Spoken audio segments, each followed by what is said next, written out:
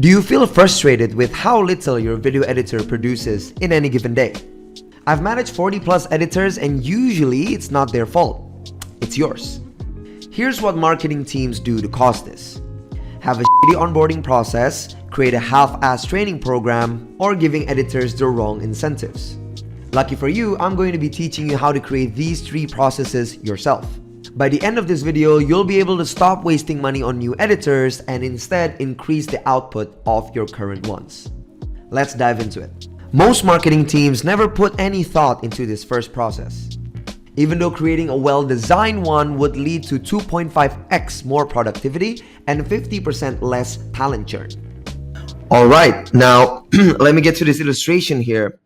Especially if you're a marketing agency, right? And you just signed a new client, you know how important the first few days are, right? With your client, you want to leave a good first impression, give off the feeling that your client wasn't wrong giving you all that money. Besides an impression, you want to give clarity. So you want to get rid of buyer's remorse. Now, when it comes to a new hire, you want to get rid of I got a new job remorse, right? So the onboarding process you design for your clients is just as important as the onboarding process that you design for your new hire or your new editor, right? You want there to be clear steps on what's going to happen in the first few days. You want to leave a good impression, and then you want to give clarity for your editors on what to do in the first few days, right? You want them to get up and running all the way so that they can start producing videos for you that you can use, right? So let's jump into this illustration here. If you want to go to Mars, right, the onboarding design is like the rocket launch design. The onboarding is the actual launch. And then if you do the right launch or if you do a correct launch, then you're going to get a sustainable and fast rocket. You know how many accidents have occurred where the liftoff was wrong and then the rocket just blew up, right? So you don't want to do that. It's the same thing with onboarding editors. Now, in terms of onboarding, it's actually very easy.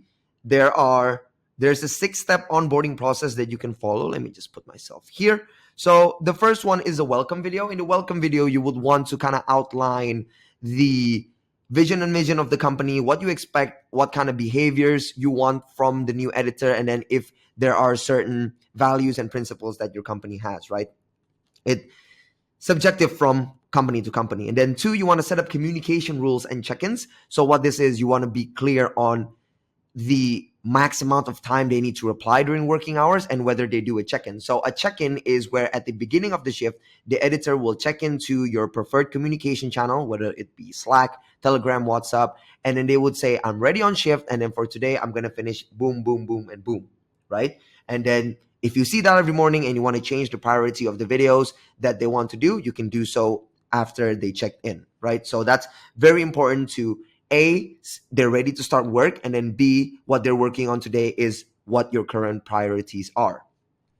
Number 3, you want to make sure that they digest all the SOPs that are relevant to their role as editors. And then you would want to explain the project management flow. So if you use ClickUp, teach them how to use ClickUp. If you use Monday, teach them how to use Monday.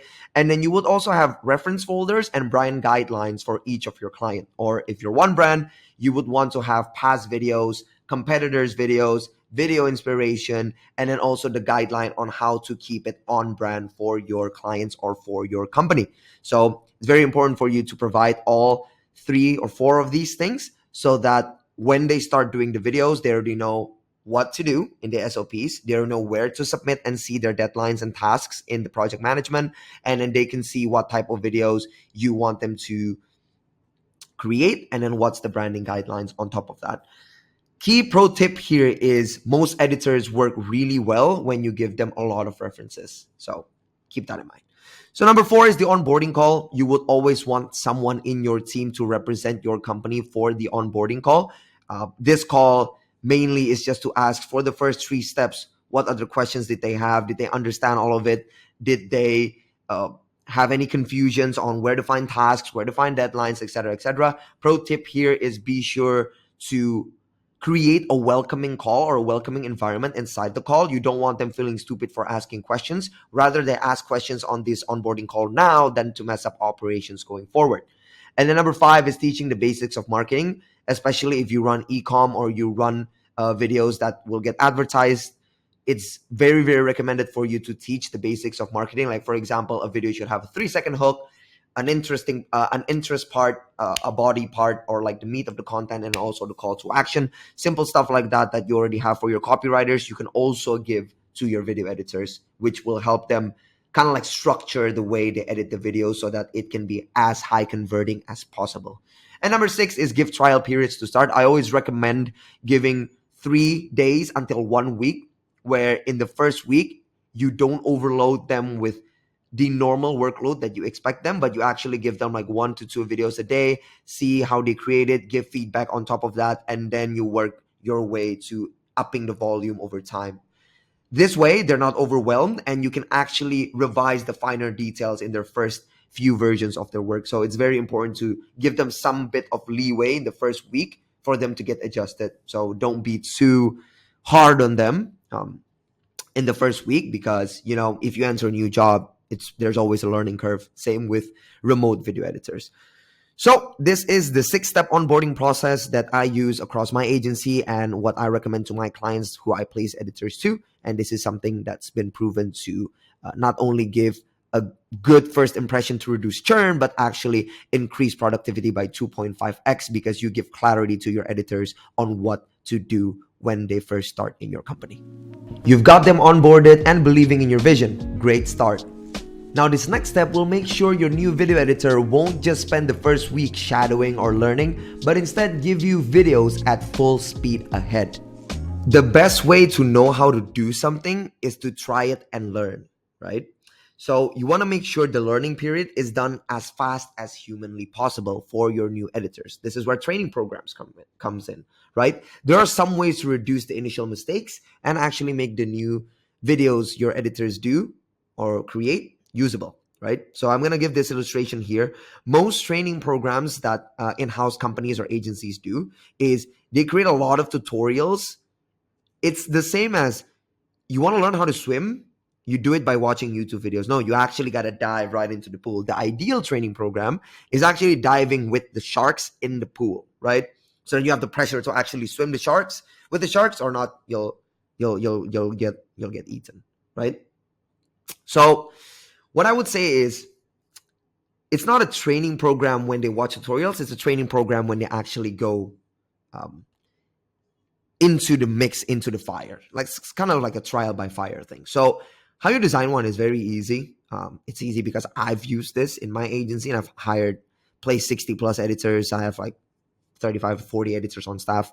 So what you do first is you create a buddy system. You pair your new hire with more senior hires, right? Or maybe hires or editors that have been there longer. And then you outline all the types of videos. This is very important. You do this before you give them any work. You outline all the types of videos that you have in your company, and you split it into as many categories as you can. Let me give you an example. If you are an e-com brand or you have e-com clients, you would have UGC type of content. You have animated static content, right? You would have highly produced video ads, right? These are 3 categories of different edits. You would want to split it into those categories, into the types of style, maybe different types of software that's needed to get the post-production work done, right? So what you want is going for range. What this means is, your new hire in the first week, you don't want them to work on one type of video repeatedly. What you want to do is they have to work on at least one type of video each. So in the first week, you want them to get a taste of every single thing instead of volume on one type of category, right? So this is where their buddy, or there's more senior editor, they can check how they interpret briefs, right? One of the most important things about editors is how they interpret briefs, how they actually digest the information from a brief, either from your client or from yourself, and then how they translate that into the post-production or editing work, right? This is where their senior hire can kind of point out the mistakes. Okay, the brief says this, but you visualize this as this. Usually in this company, we do it like this, right? So stuff like that is very important. And you can have this more senior client check the work that they've done, revise it a bit before sending it to you or your client, right? And boom, The videos that they made are instantly usable, and you give them the opportunity to try all the ranges of videos before in the second week you go for volume for each category or whatever category or type of videos you want to go volume for. So this buddy system, I've used this in my agency for quite some time. It can be with the project manager, it can be with the senior editor, but it's really handy because you mix the experience of shadowing and learning with actually doing the videos, right? With actually doing the videos, but the videos are instantly usable because the buddy or the senior hire that gets assigned to this new hire, they check their work so that it can be used for actual production or your actual ads or your content, right? So this is how you create a training, ideal training program. Yes, you can have tutorials. Yes, you can have videos, but the best training program is just to dive in and swim with the sharks. Now, this next step is arguably the most important. You spend all this time and effort onboarding and hiring this new editor, but it doesn't matter if he leaves the very next month. You're gonna waste money and time if you don't do this next part properly.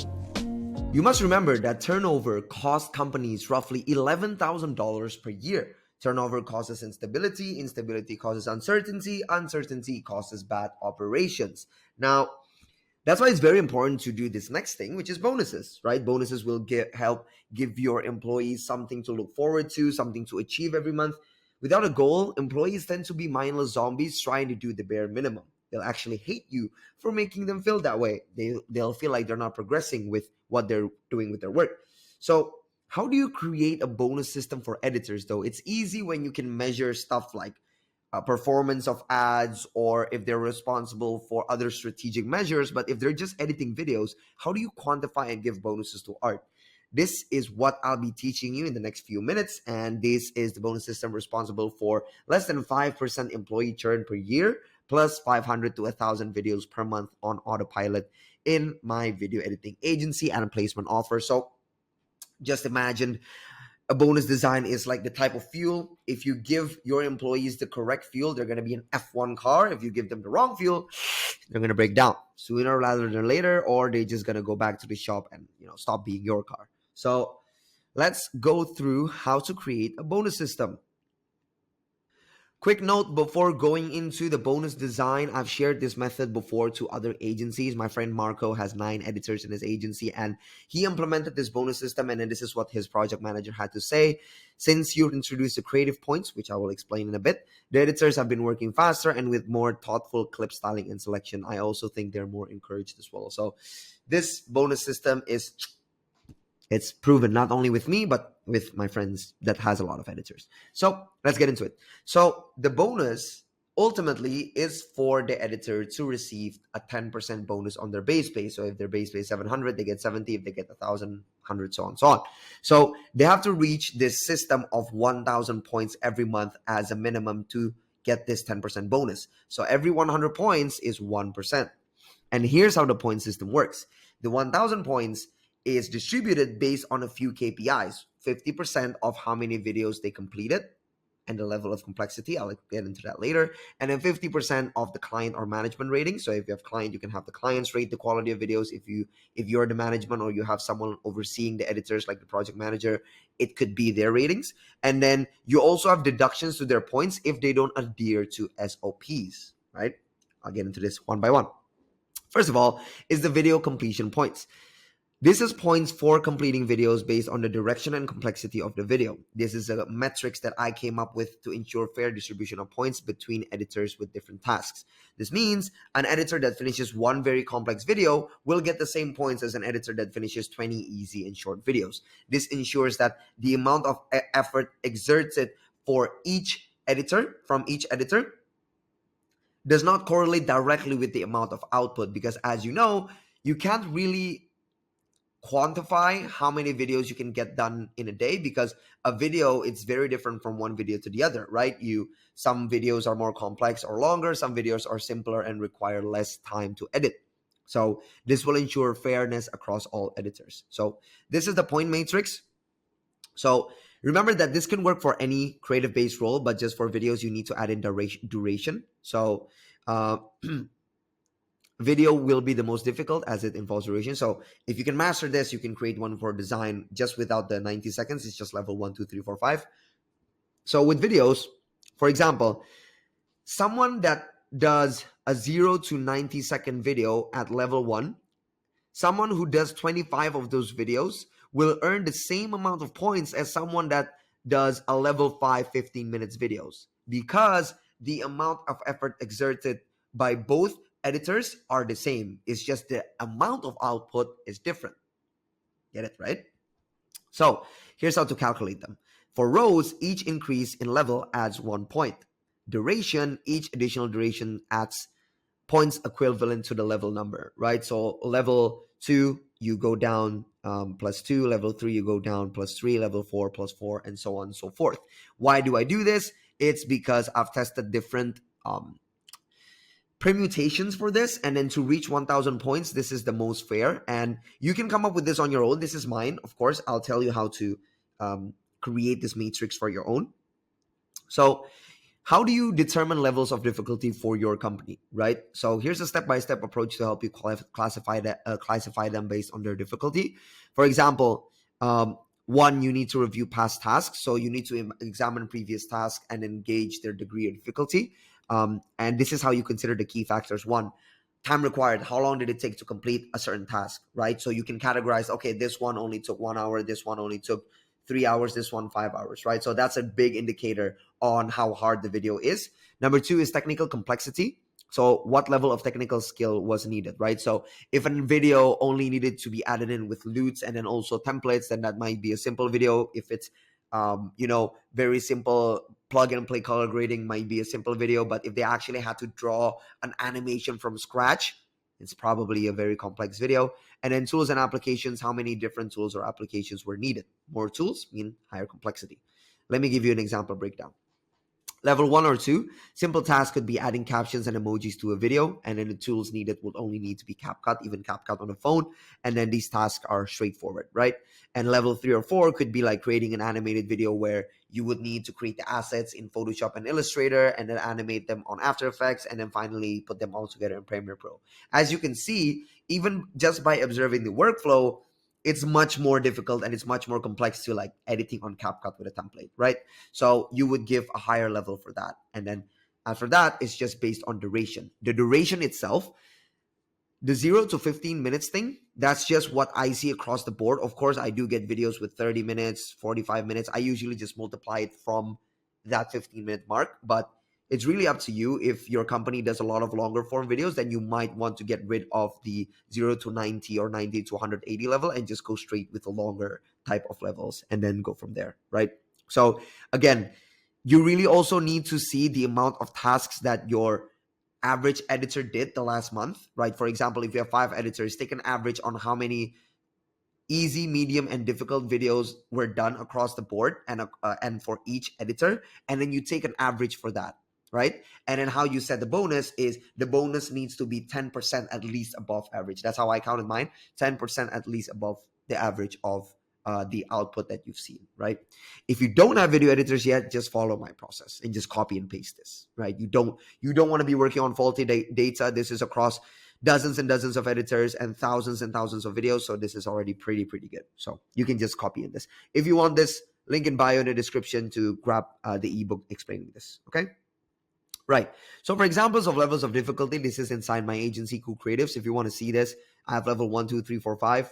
Grab the ebook and then you can have a look at this. I'm not going to explain this one by one because it's going to take a lot of time. So yeah, we'll move on to the next one. So client management and ratings is the second 50%. So the other 500 points. For ratings, if you're an agency, I just, gather your clients every week regarding the creatives you've delivered. Use a scale of 1 to 10. If you don't have clients, it could be the project manager or someone overseeing the editors. And then the ratings are towards the quality of the creatives. Now, quality can differ from company to company, right? Like an e-com brand would view quality as like conversion or CTR, whereas a personal brand would view it as views. In my opinion, if the editors are not directly involved in strategy, it's not really fair for you to base them on that. So it's better to get a rating from a project manager or you give your rating yourself, right? Because it's not really fair. If you want to do it, that's fine, as long as they also have like a role in the formation of the strategy that you've used for your ads or your content, okay? All right. So this is how I structure mine. So the way I structure mine is, you know how 1,000 points, 500 was based on output, the rest of the 500 is based on the ratings. So as you can see by my design, this is points given per week, right? What that means is for an editor to receive the at least 500 points mark, the ratings cannot fall below an average of 8, because 150 times 4 weeks, which is 1 month, is 600, right? But if they keep getting 10s, then they can reach the 500 points really easily. This is good because I want to encourage them to keep striving for those really 9 to 10 average rating across the board, right? So this is the rating. So if an editor have multiple clients, then it's an average of all the ratings from all their clients in a given week. So it could be 250 points the first week, 200 points the next week, and then you average the first week, add on the points. So that's how you do it. For this one, rating to points distribution. I do give bonuses where editors go beyond the 1,500 to 2,000 points mark. If they're like really, really diligent, I usually just give like an additional 2%, 3% for each milestone. So this could be also a trick for you to get them to go far beyond 1,000 points. So 1,000 points is not said and done. You can create new higher milestones and higher targets if you wanted to. Okay. Number 3 is SOP adherence or negative points. So you want to make them fear your rules. What this means is they will lose points if they don't adhere to SOPs, right? For example, for me, if they don't check in at the start of the shift, as I told you on the onboarding process, minus 50 points. If they don't upload the master file, which is like the Premiere Pro files or like the After Effects files, they get deduct 50 points. So these deductions are completely subjective. Just make sure to deduct big points for SOPs that you think really, really matters. And then don't deduct too much points for nice to have SOPs or SOPs that, yes, matter, but if they miss it, it's not the end of the world. Like, for example, incorrect naming conventions, it's still good to have SOPs that enforce that to make sure you have like a really, really nice workflow and really nice structure. But if they don't do that, it's not something worth minusing 50 points, because 50 points is like, that's a lot compared to like the videos, right? So missing deadlines is a big one. So I would minus 100 points. So any professional behavior that you want to enforce, you can do so by creating these negative point systems, right? So make sure your creatives do the more important little things to make your workflow seamless. Now, putting it all together, 1,000 points every month. The weight of the points, totally up to you. You can adjust it based on tasks completed, what you need. And if the editor does not reach 1,000 points, that means he would either lack in the amount of deliverables or the client ratings. Each, not good. It needs to be 1,000 points. He either needs to make the client or your management so happy that it's okay, he didn't do that much, or he needs to do so much that the client ratings is still okay if he doesn't meet the criteria. At least he worked hard for it, and you can evaluate based on that, right? If they don't reach the 1,000 points mark, then you would need to hold a one-on-one meeting to evaluate the editor for sure. 3 things that will happen to your employees once you incorporate this bonus system, I can assure you, is they'll try and get as many videos or designs done as possible. They'll try to maintain the quality because they don't want to ruin the management or client ratings. They want to get them high. And 3, they'll adhere to SOPs to avoid losing the points they've managed or tried so hard to get, right? So this is the bonus system. It's freaking awesome. Now you know how to maximize your current editors. This way you can save money on hiring new editors and instead spend a little bit of that budget to create bonuses that motivate your current editors and increase their output. But what if you do need to hire new editors because the workload is just too much? I talk about it more in my video here, where I'll teach you how to hire $11 per hour expert video editors from Asia. Same method of hiring I use to generate $500,000 in revenue for my video editing agency. So do watch that video if you're interested, and don't forget to like and subscribe. See you in the next video.